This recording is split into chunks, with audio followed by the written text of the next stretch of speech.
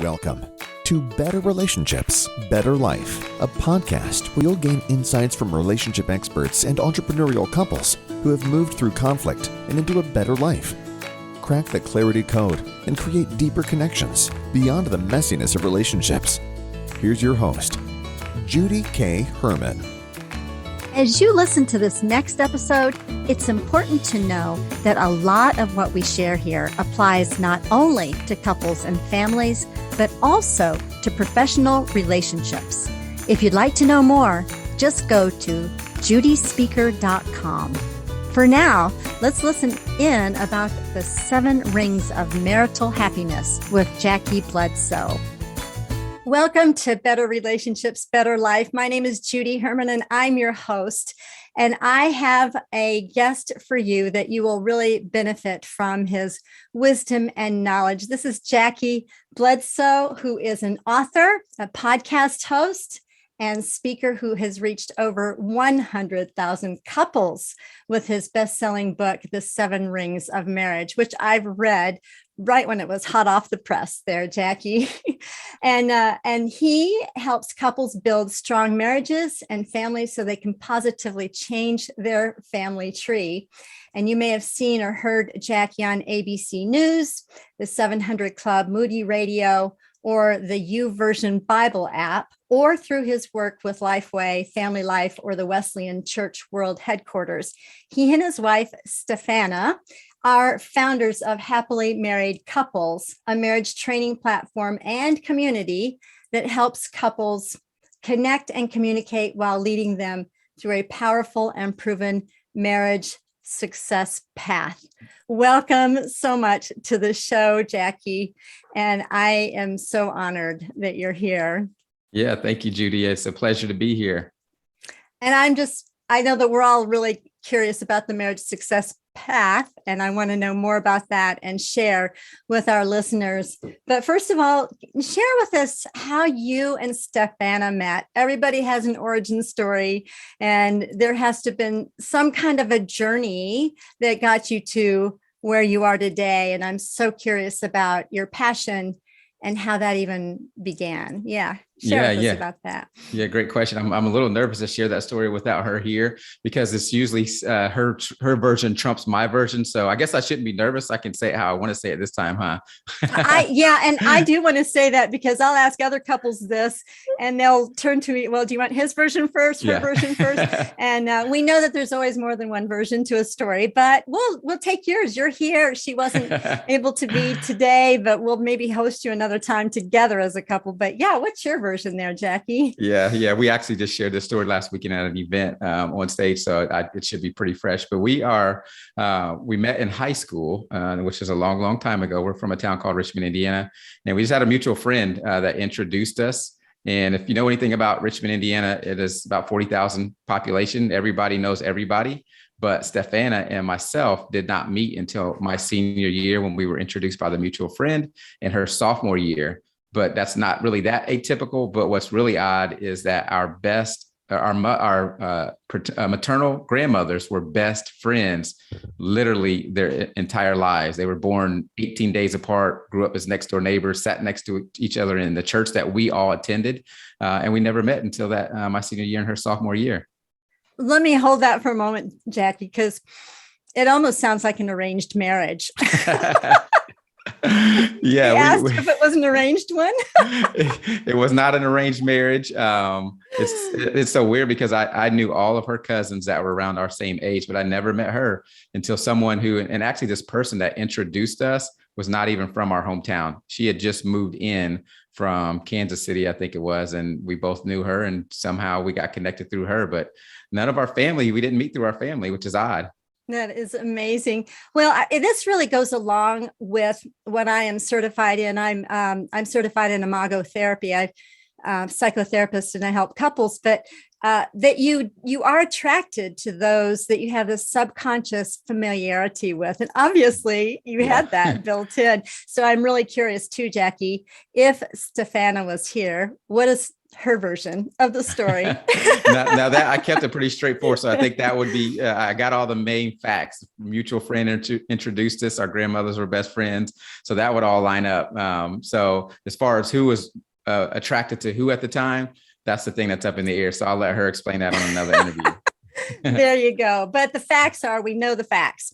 Yes. Then, that's interesting. So was it love at first sight? Was it a slow progression? Of course, you're a different person now, obviously, but here you are, late adolescence, not really even a young adult yet at this point. Correct? At that time I was 18, she was 16. I don't know if it was love at first sight. We did have a relationship at that time, but then I went away to school, and I went away to school 12 hours away, and we kind of lost contact into as far as each other, but that mutual friend kind of stayed in the picture and kept us in contact with each other. So when I graduated, I moved back to Indiana, and the city that I moved into, which is where we are now, Indianapolis, I only knew two people. One was her, and one was a friend of mine that I played basketball with since like the 6th grade. So we reconnected. I happened to move like 5 minutes away from where she was living at the time, and then it was a slow build as far as a friendship and relationship, and eventually it became more than that. Well, that's interesting. So where you're at right now, how many years have you been married? And tell us about, you've got 3 kids, right? And share with us where you are at this point. Yeah. We've been married for 20 years. We have 3 kiddos. Our oldest is our daughter, who is 21. So you do the math. She was actually born before we were married, which is kind of this way our relationship was at that time, doing things differently than we teach couples today. Then we have our 2 boys, ages 16 and 12. All right. Wow. So you got married, pregnant before marriage. And what was that like for you as you look back? It was rough. We were young. I say we were still kids ourselves. And here we are coming together as a couple and trying to learn each other, trying to learn marriage, which we knew nothing about and had no married peers. And then we also have a 10-month-old baby that we're trying to figure out how to be a parent. So it was all of those things coming together. You can imagine how challenging it was. So our early years, especially the first couple of years, were really, really rough. And we were trying to figure it out. So we knew we needed help. Unfortunately, we were able to find help that could to kind of get us back, like a GPS, get us back on track and where we should be going. But definitely was challenging when we started. Wow, I should say. And so you had a good support system, and that brought you through to where you are. Or at least those rough parts. I mean, even if you get married and you're not pregnant before and you have babies maybe 4 or 5 years into the marriage, that's still a very challenging time of marriage. I mean, just overall. But being young and really your brains are not even totally online yet until you're like mid-20s or so. Right. So golly, that shows a lot of where you've been. So share more with your journey, because here you are now 20 years married and happily married, because you've got a podcast by that name, right? And you write books about that. So how in the world has that happened, and how has that evolved for you?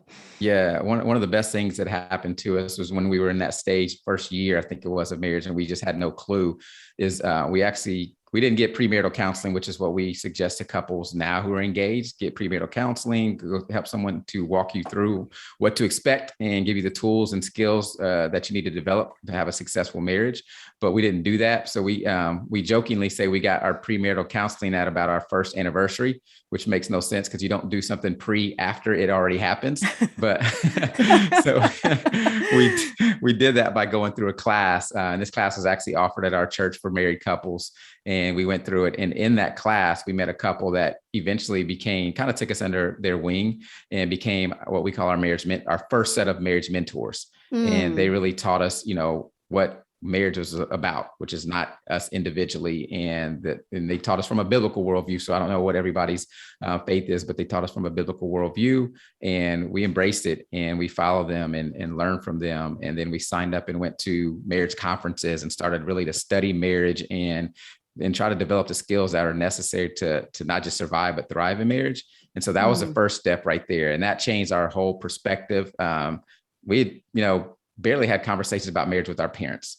Again, we didn't have any peer. I think we both had maybe one set of peers, one set of friends that were married, but they were not, one of mine was not living where we were. So it wasn't like we could go hang out with them and share some of the same challenges and be encouraging for each other. And there's no Facebook back then to kind of look and stay connected with people. So that was that. And that kind of started us off there. And then we just were on this pursuit of how to learn and grow better marriages. We started connecting with other couples finally a couple years in that were around the same age and journey we were in marriage. And we get together once a month at least, as officially, and everything else. We kind of hang out and we just talk through marriage. We'd share what we're learning. They'd share what they were learning. And just over time, we continue to do that. And we had another season of marriage, and we'd connect with another couple who was older and more experienced than us, and they'd become our marriage mentor. So over time, we just really were the beneficiaries of a lot of wisdom of other couples, which, if you get mentoring and coaching in anything in life, business, whatever it is,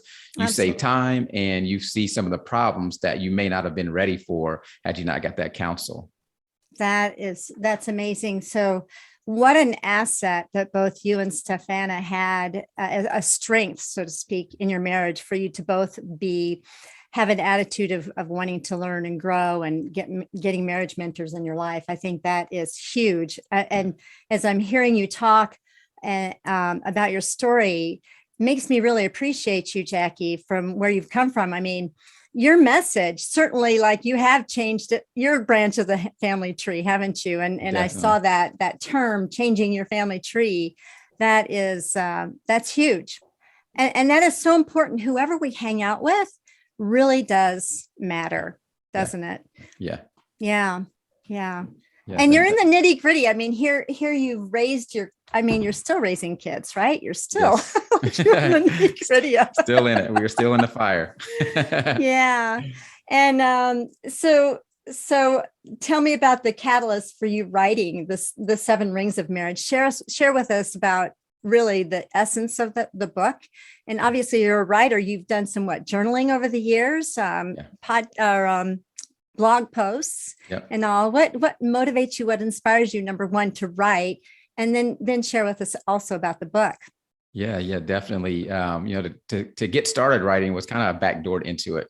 People ask, okay, you're an author, you're a speaker. Did you dream about becoming, is that your goal? Is that your life plan? It's like, no, I would never thought in a million years that I'd write anything. I used to try. I didn't like language class. If I had to do something, a class where I had to give a speech, I was try to enroll from that class as quickly as possible once I found out.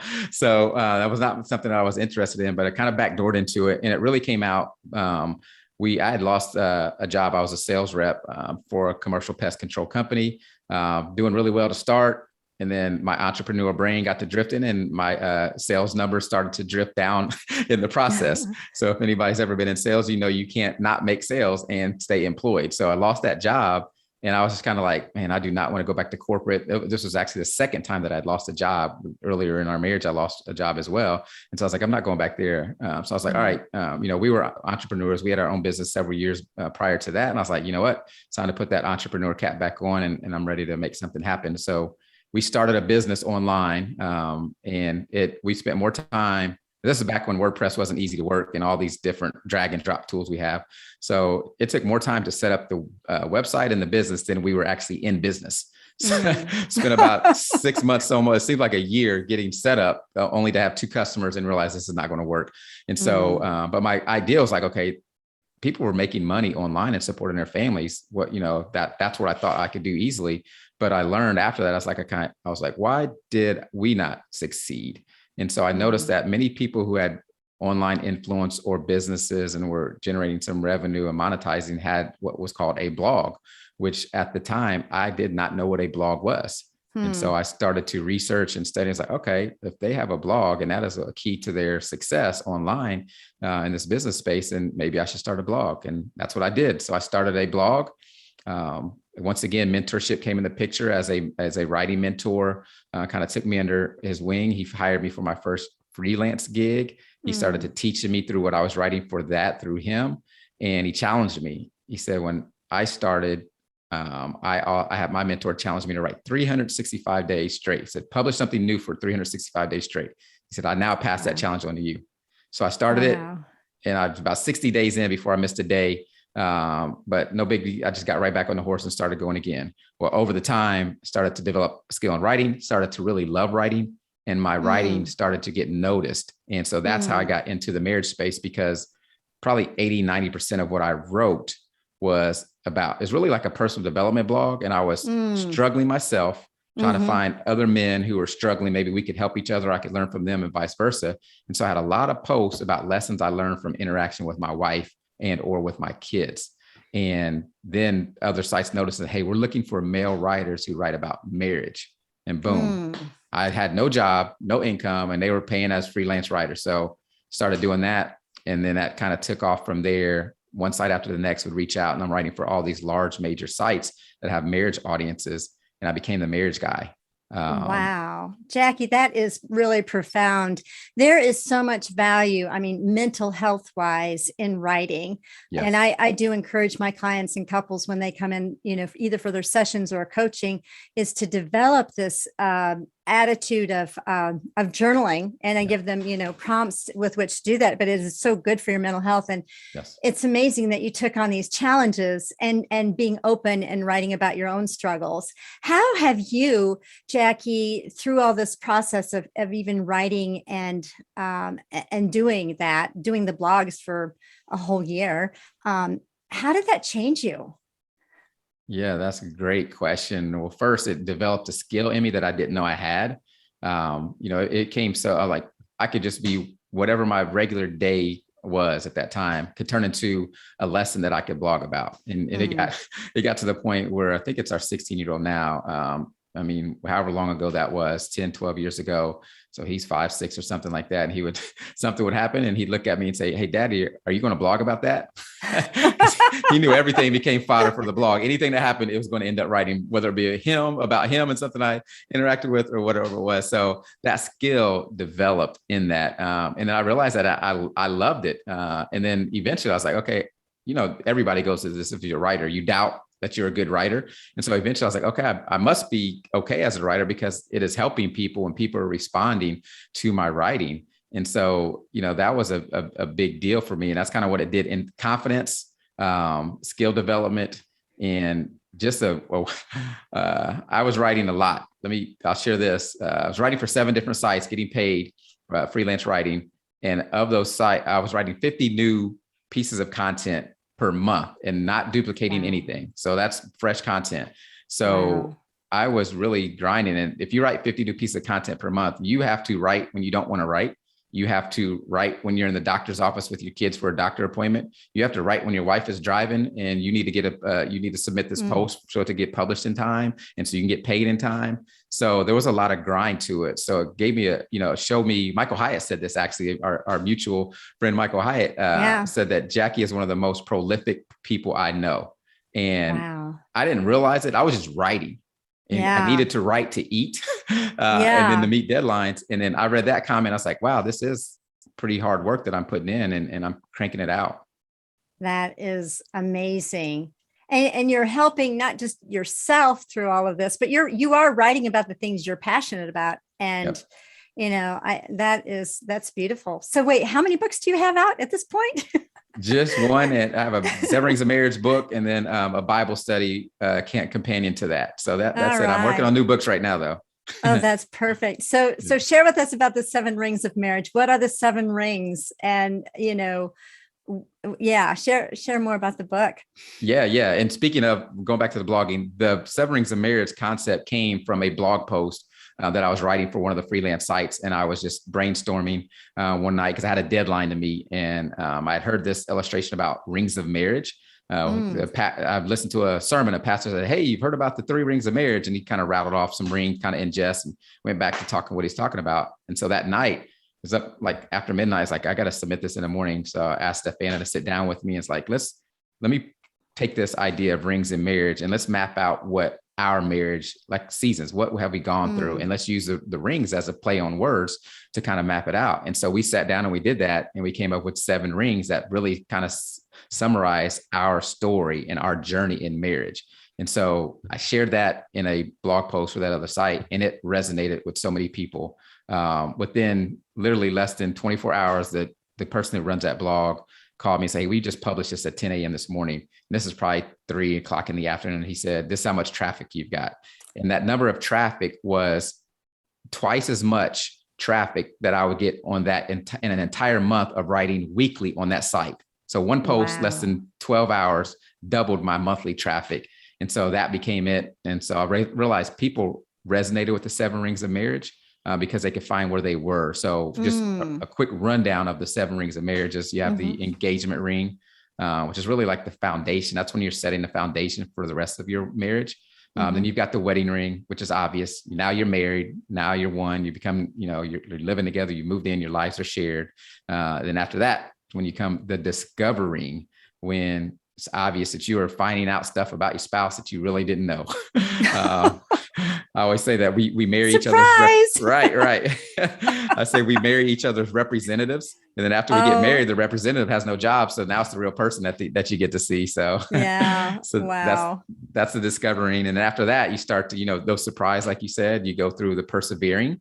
But hey, let me hold this because I'm getting this, and I want people who are listening to get this. It's the ring at the end, right? It's the rings. Yes. That is so brilliant play on words. First of all, but also it rings true, doesn't it? It rings true for like your journey, you and Stephana, and where you've been. Just that's what made it evidently have so many views and readership, is because it's your story that represents a bigger truth that, but anyway, I didn't want to interrupt, but go ahead. So it was the engagement ring, the wedding ring, the discover ring. And what was the fourth? The fourth one is the persevering.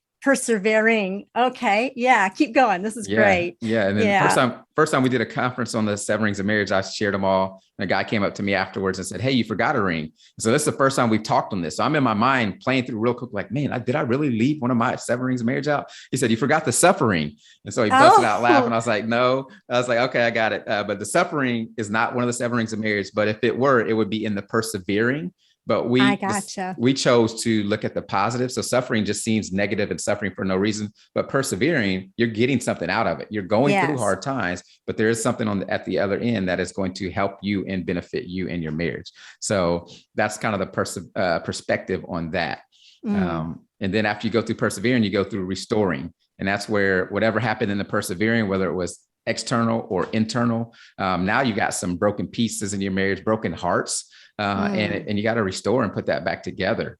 And then once you learn how to do that, now you're on to prospering, which is what we all would say is the happily ever after that we're all dreaming of. But it's not just everything is perfect. It's now you have a different perspective because you've been through so much, and the things that used to trip you up early in marriage don't trip you up like that now because you have a different maturity and perspective. And then once you get to prospering, now it's really about giving back. And that's the mentoring, where now you are doing what the mentoring couples did for us, sharing your knowledge, your experience, your wisdom to help other couples along, because you know exactly how challenging that journey is. Wow, that is brilliant. That is brilliant. Thank you so much for sharing that. Let me just ask you, and maybe you can speak to this. When you're in the prospering or even the mentoring stage of your marriage, what about those other rings? Do those other rings show up? And share. So share more about that.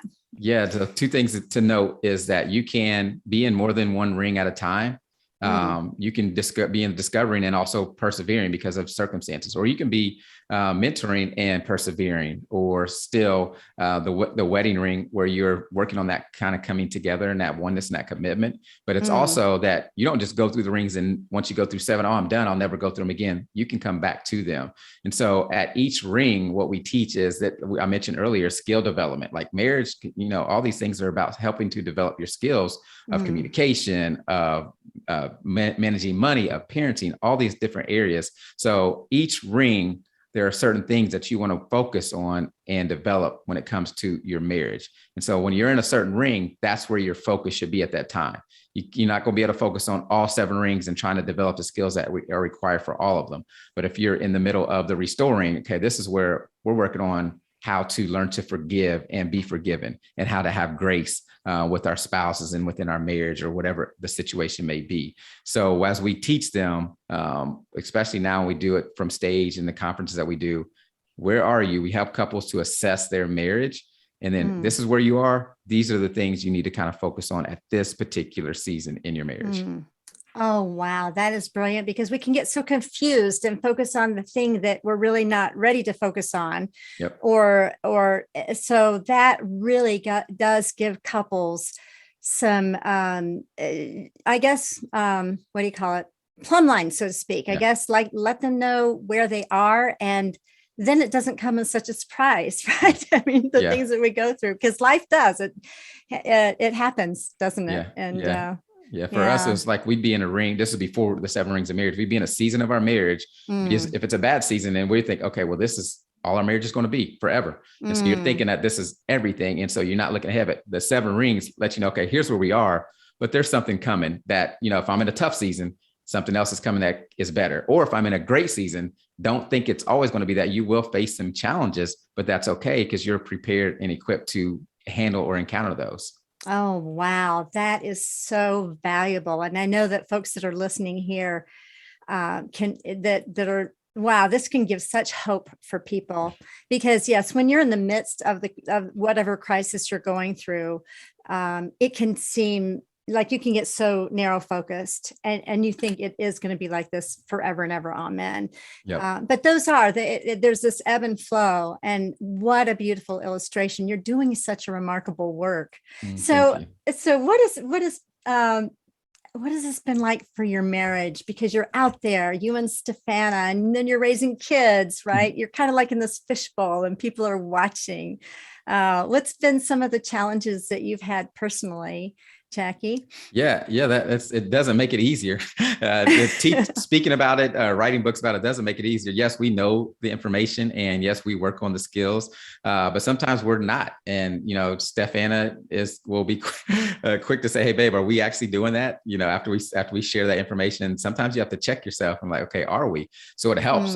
We did a couple events over the last 3 weeks, 3-day marriage events, and every time we have an event, we know that there's going to be some challenge come up, whether it be something old that resurrects, or just something that we're like, man, I can't believe that we're having this conversation and we're about to go speak with all these couples about having them have a better marriage. So it kind of helps you learn through teaching, and you continue to develop your skills through teaching, but it's accountability. Because we don't want to be on stage. We don't want to be on stage and act like we're perfect, which we're not. So we never portray that or shared in any of the materials that we create, writing, whatever courses or whatever it may be. And 2, if we are up there and we are weak in an area or struggling in an area at the time, it is a good reminder of that for us to go back to our drawing board or our lab and say, okay, we have to really hone in on this area. Here's where we are right now.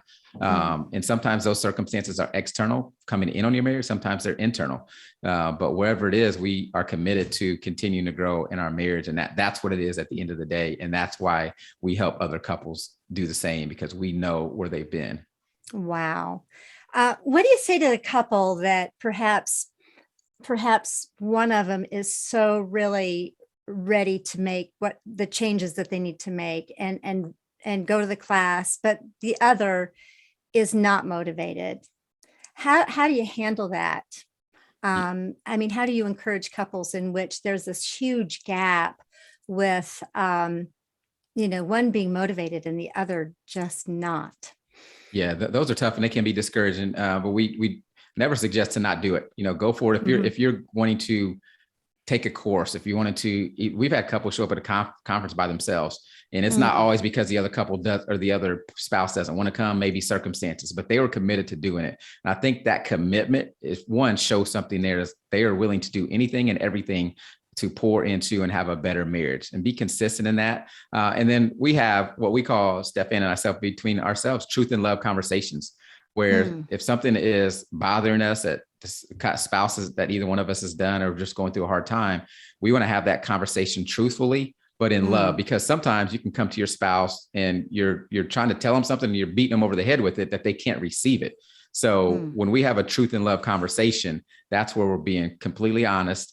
And I know, and that kind of prefaces it for us, I know this may be tough for us or for you, whoever it may be, to listen or receive, but I do it in love because I love you and I love our marriage and we want to be better. Now, truth and love conversations don't just happen like that.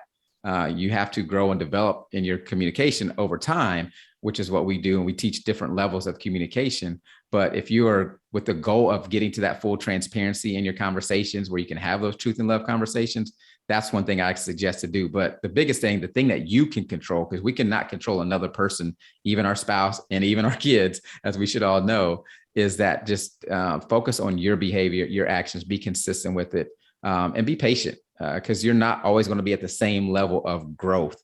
But as long as you can get to the point where you can share it honestly and not bury it, have it blow up later, then I think that you have an opportunity to do that. But if they see you give up, then they're going to say, oh, see, that wasn't anything anyway. That's why I didn't do it in the first place. But press on, persevere, and keep working to be a better spouse, husband, wife, whoever you are. Wow, that is profound. So this truth and love conversation is actually a communication technique that you teach couples.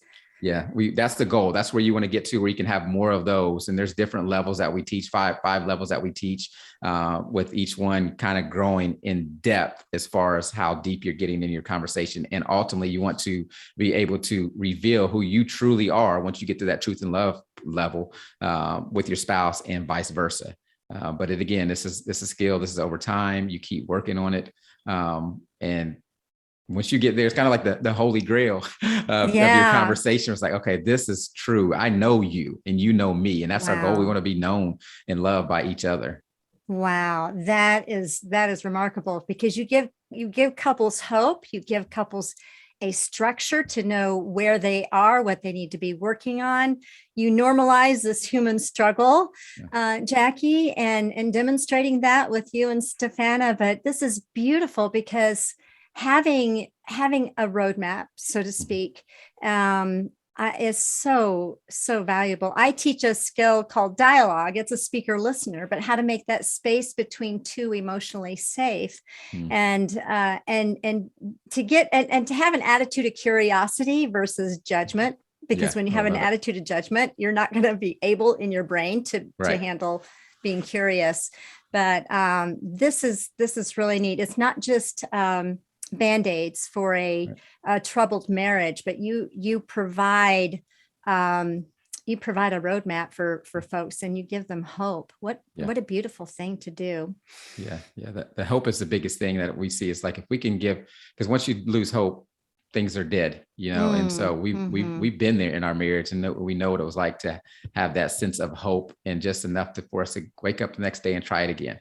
Have the next conversation, whatever it may be. If we can give couples hope, we know we've got a big victory there. Then it's just a matter of giving them the right skills, steps, whatever it needs to take next.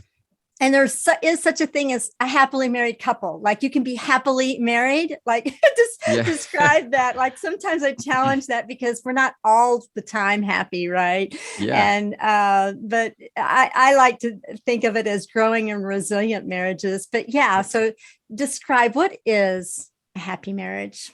Yeah. And yes, people have said that before. There are no happy marriages. And man, I wish I had this quote. While we're talking, I may look it up and read it while we're on here, but it was a quote that I see on Instagram that described it really well. But it, again, faith-based, a lot of my teaching is, all of it is really at the root of it.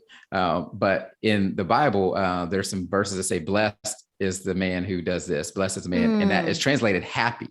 And so the happily married couple is the blessed couple, not because we're perfect, and anything like that. But we are going through hard times. We're growing, we're developing, but we have this blessing on us because of our commitment to each other and to continue going forward in our marriage. And so that's a quick summary of it. I'll find this quote and read it because it's so profound. It's so simple, but you can be happily married, and that doesn't mean you are perfect. So if you're not a perfect marriage, because there aren't any perfect marriages, that does not mean you cannot say, hey, we are happily married. Because I think couples think that's like, we just had an argument, we're not happily married. No, that's one piece of the totality of your marriage. But you are blessed to have a person to love, to hold, and vice versa, to trust with your life and to raise a family for the rest of your life while you're on this earth. So that to me is a blessed couple, is a happy couple. Oh, I'm so glad that you explained that, because so many people they'll go to their spouse and they'll say, I'm not happy. And then that I'm not happy means, okay, you're out of this marriage. You're not happy. How can I be happy? Yeah. But there's this depth of understanding when you relate it to blessed. I mean, that's a different perspective altogether, I think, than what most people have. Yeah. I think I'm hearing too, just having this bigger story, this purpose, and valuing your spouse and this journey. It is really a truly blessed thing to live with another human being, to grow and develop your character. Yeah. And that's what I'm hearing is this happy marriage stuff. There's a depth to it, isn't there? Yeah. Yes. It's not the feel good thing that we see on which is really big now, the Christmas holiday movies, that love happens in a matter of 90 minutes or whatever it is. And it's this great love story and they feel great and they feel good at the end and all that type of stuff. You're not always going to feel good, but that is not the definition. Your feelings are not indicative of your marriage and what it is and what it can be. So we are all going to have those type of feelings. Look, I found that quote. Let me read this quote. Do read it. Yes. It says, happy couples aren't just the ones posting kissy selfies. They're the ones having uncomfortable conversations, helping each other overcome trauma, and ugly crying to save their relationship. Happy couples prioritize growth and are a source of inspiration for each other. Oh my goodness. That's going to be the show notes. And I really want to make reference to that too. Thank you so much for sharing that. Yeah. Makes a lot of sense. There's vulnerability here in this definition, isn't there? Yes. That is awesome. Let me ask you this, since you're a writer, and maybe you've already done this exercise, I don't know. If you could write a letter to your younger married self, what would you say? What would be the message? That is a great question. If I could write a letter to my younger married self, I would say get help sooner. Because that's been the biggest thing, is the mentorship, the peers, the village, the small groups that we've been a part of. Marriage is not a solo sport. And I think that we come into marriage and think when we have problems, we can't let everybody know, or whatever it is, that what's inside our house is inside our house. Yes, there are some things that are private. You can't, you can't reveal every single thing or just be open to sharing with everybody. But having some people close to you to do that, to share with, is so helpful. It saved our marriage many times. And it took, a couple of years in before we really, really embraced it and were open to it. And then after that, I say we were just, naive enough to keep doing it, because there's a sense of trust and transparency that is hard. And Stephana's had the same heart and mind frame for it as mindset as well. So we've both been willing to share, and now even share some of the challenges, like you said, in the book form, on, conferences and things like that. One of the feedback that we continually get is your transparency is encouraging, because it lets us know that we joke and say, you're not the only crazy couple. We're all crazy couples right now. So, but we're supporting each other. Yeah, that is, when you step back and think about it, that is so remarkable, even to do life and to be married and to have, and here you are in year 20. And, it seems like the older you get, it's harder to find couples that are like happy, or blessed, I should say, that you're still doing life together. You don't have bitterness built up. You've got this formula for couples to learn how to guard against that. And as far as emotions come and go, yeah, like your marriage is not defined by emotions, and neither are you as a human being. But at the same time, you do have emotions. But I consider emotions as messengers, temporary messengers to our souls. We don't need to ignore them, stuff them down. There's a message we need to listen to, right? Kind of indicators like, okay, something's going on. What is that? Let's dig deeper. Let's find out what that is. Yeah. And it's so worth it. Your marriage is so worth it. You are so worth it as a human being to do this growth. So, yes. So let me ask you, where can our listeners learn more about you and you and Stephana and your speaking and podcast and all of that? Yeah. Everything you can find, especially everything marriage related, you can go to happilymarriedcouples.com. From there, you will find the podcast. You'll find some of our blog posts. You can get access to some of our premium resources and courses. Everything is centered there. And then if you're looking on social, if you want to go straight to social, we are at 4 Happy Couples on Twitter, Instagram, Facebook, wherever you want to find us, whatever your preferred destination is. But you can get it from there. You can also get our conferences. When we have conferences, we'll share the dates and things like that are coming up. What a beautiful thing you're doing. You are making such a remarkable difference, positive difference on this planet. And inviting us into this divine invitation to our authentic selves. I think this is beautiful. Thank you so much, Jackie, for joining me today. It was my pleasure. Thank you for having me. All right. Thank you. Wasn't this insightful? Just hearing Jackie's story brings us a faith-based focus to our marital partnerships. Here's my takeaways. Number 1, the 7 rings give us clarity on where we need to focus when we're in certain stages of marriage. Number 2, there's a progression of communication skills that build transparency in order to have authentic, truth, and love conversations.